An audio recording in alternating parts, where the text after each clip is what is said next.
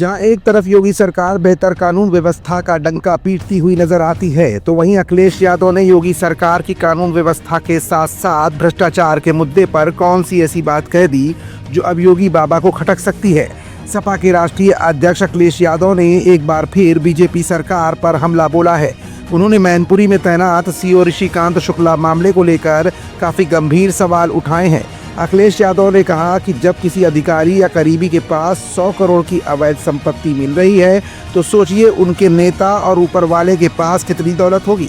ये मामला इस बात का प्रमाण है कि भाजपा राज में भ्रष्टाचार चरम पर है और भ्रष्ट अफसर सत्ता के संरक्षण में फल फूल रहे हैं।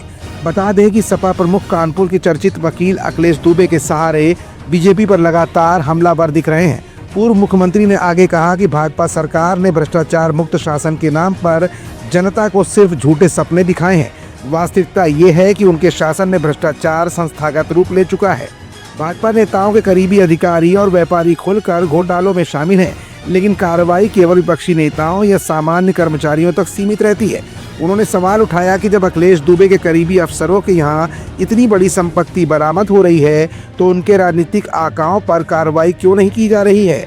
अखिलेश यादव ने आगे कहा कि यह मामला केवल एक व्यक्ति का नहीं बल्कि पूरे तंत्र के सड़ जाने का उदाहरण है। जिनके करीबी और सहायक अधिकारियों के पास इतनी बेहिसाब संपत्ति मिल रही है, वो खुद कितनी बड़ी दौलत के मालिक होंगे और उनके ऊपर बैठे लोगों के पास कितनी संपत्तियां होंगी, इसका अंदाज़ा लगाना मुश्किल नहीं है।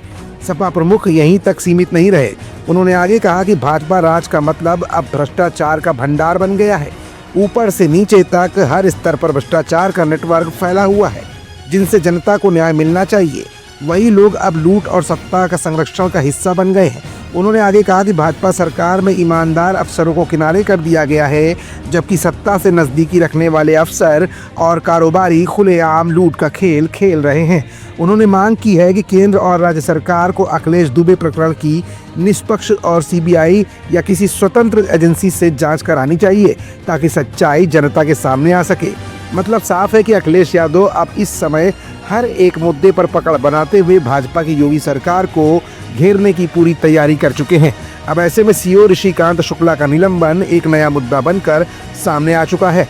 अब भाजपा सरकार इस पर क्या सफाई देती है, ये तो फिलहाल वक्त की गर्त में है।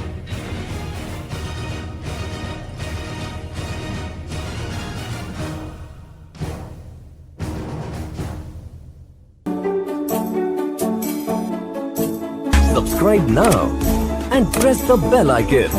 Never miss an update.